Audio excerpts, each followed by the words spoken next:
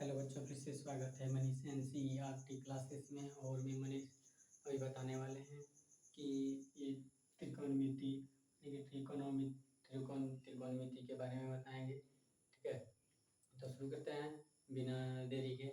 जैसे कि यहाँ पर लिख भी दिए हैं कि त्रिकोणमिति, ठीक है, इंग्लिश में इसको ट्रिकोनोमेट्री कहते हैं। ठीक है, तो हमको इस नाम से ही पता चल रहा है कि ये है क्या, और इसको त्रिकोणमिति बनाया है किससे मिल के बना है ये त्रिकोणमिति। तो त्रि का मतलब होता है तीन, और कोण का मतलब होता है कोण, और ये मिति का मतलब होता है माप। ठीक है, माप क्या होता है? माप, यानी कि तीन कोण का माप के बारे में बात होगा। तो तीन कोण के माप के बारे में किसमें होता है? तो वो होता है त्रिभुज में। वो भी त्रिभुज में से कौन सा त्रिभुज में? तो वो होता है समकोण त्रिभुज में। समकोण त्रिभुज किस तरह से होता है? समकोण त्रिभुज जैसे इस तरह का ये समकोण त्रिभुज होता है। ठीक है, इसको ए मानेंगे, इसको बी और इसको सी। ठीक है, यही समकोण त्रिभुज है। 90 डिग्री का कोण जिसमें हो, जिस त्रिभुज में हो, वो समकोण कहलाएगा। तो यहाँ लिख देंगे कि समकोण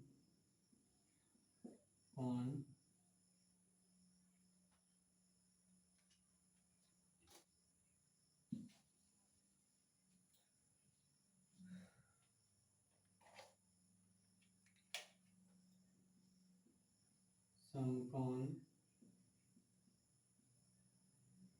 त्रिभुज में।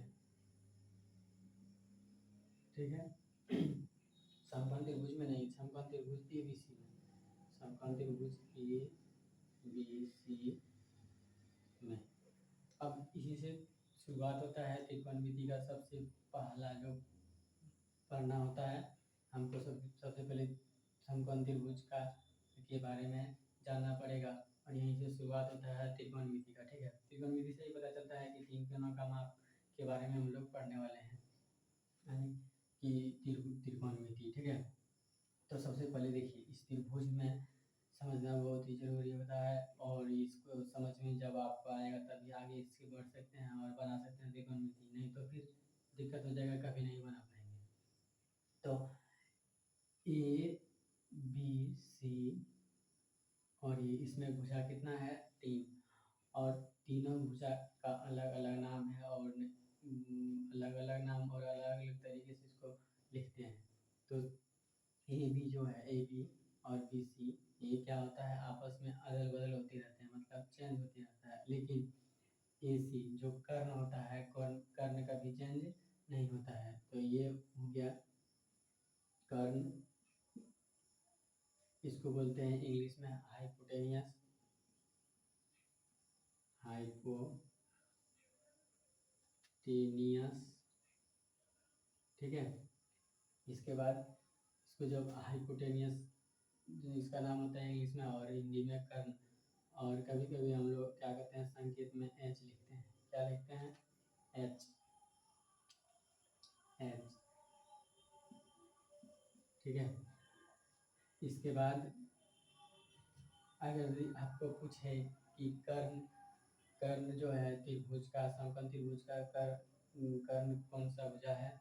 तो ये सबसे बड़ी भुजा होती है कर्ण। ठीक है, तो ये 90 डिग्री के सामने वाला भुजा क्या कहलाता है? कर्ण कहलाता है, मतलब एच कहलाता है, हाइपोटेनियस कहलाता है हर हमेशा, चाहे त्रिभुज किसी भी तरह से घुरा हुआ क्यों नहीं हो। ठीक है, ये 90 डिग्री का है, ये 90 डिग्री का है, तो ये सामने वाला भुजा कर्ण कहलाएगा। क्या कहलाएगा? कर्ण कहलाएगा। अगर यदि त्रिभुज इस प्रकार से भी है, ऐसे है, यहाँ पर 90 डिग्री का कोण बना हो, तो ये कर्ण कहलाएगा। ठीक है, इससे आप लोग फंसिएगा नहीं, क्योंकि 90 डिग्री के सामने वाला जो भुजा होता है वो हर हमेशा कर्ण ही कहलाता है। ठीक है,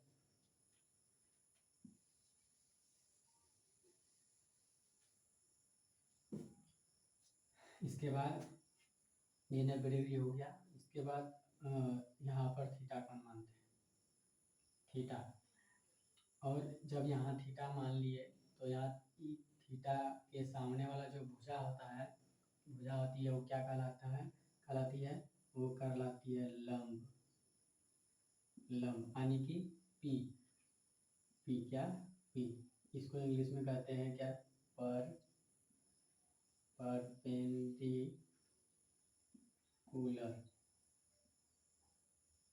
ठीक है, इसको इंग्लिश में कहते हैं परपेंडिकुलर, इसीलिए संकेत में हम लोग पी लिखते हैं। और लंब, इसका हिंदी में नाम होता है लंब। ठीक है, इसके बाद जब थीटा कोण के सामने वाला भुजा पेंटिकुलर यानी कि लंब होगा तो ये वाला कोण क्या हो जाएगा? आधार हो जाएगा। तो ये हो जाएगा आधार। ठीक है, इंग्लिश में इसको कहते हैं बी, संकेत में इसको बोलते हैं इसको हम लोग लिखते हैं बेस। क्या? बेस। इंग्लिश में इसको बेस कहते हैं। आधार को, कर्ण को हाइपोटेनियस कहते हैं और इंग्लिश में, और लंब को परपेंडिकुलर कहते हैं। ठीक है, तो ध्यान रखने वाली बात यहाँ पर यह है कि थीटा के सामने वाला भुजा क्या कहलाएगा? लंब कहलाएगा, यानी कि परपेंडिकुलर पी कहलाएगा। ठीक है, और जब थीटा यहाँ से उठ के ए पर आ जाएगा, ए पर, तो इसके सामने वाला भुजा क्या कहलाएगा? ये पी कहलाने लगेगा, यानी कि लंब कहलाने लगेगा। और ये क्या कहलाने लगेगा?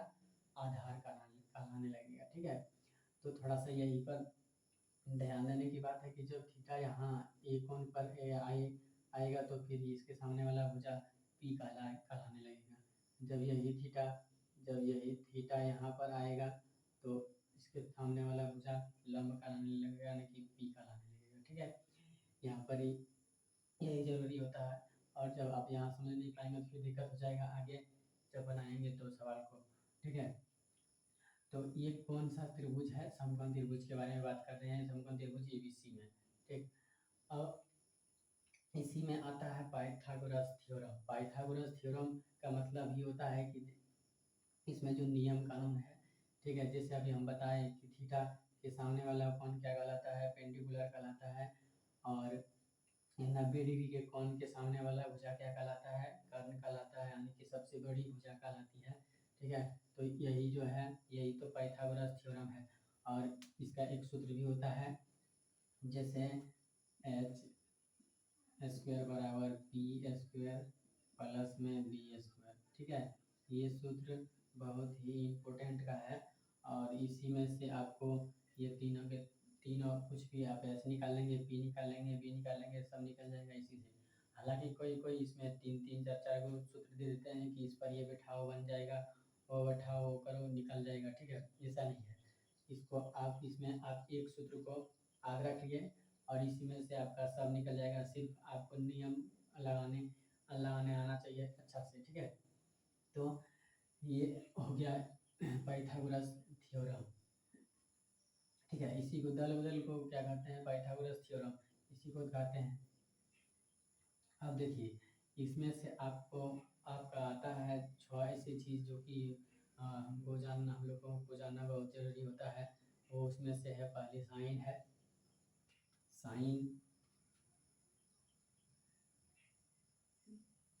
साइन थीटा, इसके बाद कॉस थीटा, इसके बाद टेन थीटा, इसके बाद कॉट थीटा, इसके बाद सेक थीटा, इसके बाद कॉसेक थीटा। ठीक है, साइन थीटा का सूत्र होता है लंब बटे कर्ण। क्या होता है? लंब बटे कर्ण, यानी कि पी बटे एच। ठीक है, इसके बाद कॉस का क्या होता है? कॉस का होता है आधार बटे कर्ण, आधार बटे कर्ण, बी बटे एच। इसके बाद टेन का क्या होता है, टेन का होता है पी बटे बी, पी बटे बी मतलब पी बटे बी मतलब लंब बटे आधार, लंब बटे लंब बटे आधार, यानी कि पी बटे बी। इसके बाद कॉट का क्या होगा, कॉट का हो जाएगा आधार बटे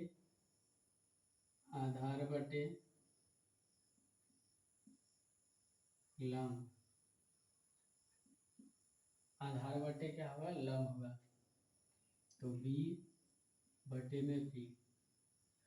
इसके बाद सेक का होगा, सेक का क्या हो जाएगा, सेक का हो जाएगा एच बटे बी, मतलब एच बटे बी, कर्ण बटे आधार, कर्ण बटे आधार, हाँ कर्ण बटे आधार,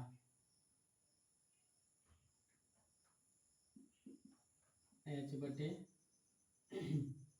बी। और कौशिक का हो जाएगा हाँ एच बटे बी, एच बटे बी, हाँ एच मतलब कर्ण बटे लंब, यानी कि एच बटे ई हो जाएगा। ठीक है, ये बहुत ही इम्पोर्टेंट होता है। ठीक है, sine cot, tan cot, sec cosec, इसको ये जो सूत्र है ये सब सारे के सारे ये बहुत ही इम्पोर्टेंट होता है, क्योंकि क्लास 10 में ऑब्जेक्टिव में भी पूछा जा सकता है इस सब को। ठीक है, तो अभी हमको बनाने देगा, जैसे इसमें से सवाल आता है कि यदि कॉट थीटा बराबर 12/13 है तो अन्य सभी त्रिकोणमितीय अनुपात को ज्ञात करें। ठीक है, इस तरह से सवाल आएगा, तो इस तरह का जो सवाल आएगा वो अगली वीडियो में लाएंगे। और अभी इतना आप देख के और कॉन्फिडेंटली इसको याद करने का कोशिश करिएगा, फिर लाएंगे अगली वीडियो में पाइथागोरस थ्योरम को लागू कैसे करें, ये जो sine cos tan cot sec cosec को किस तरह से यूज़ करें। ठीक है, और किस तरह से सवाल इसमें फ्रेम किया जाता है, मतलब पूछा जाता है। ठीक है, तो यदि आप चैनल पर नए हैं तो चैनल को सब्सक्राइब कर दीजिए, लाइक करिए और शेयर करिए पढ़ने लिखने वाले बच्चों के साथ। ठीक है, तो मिलते हैं नेक्स्ट वीडियो में, तब तक के लिए धन्यवाद। Nice to meet you. जय हिंद, जय भारत।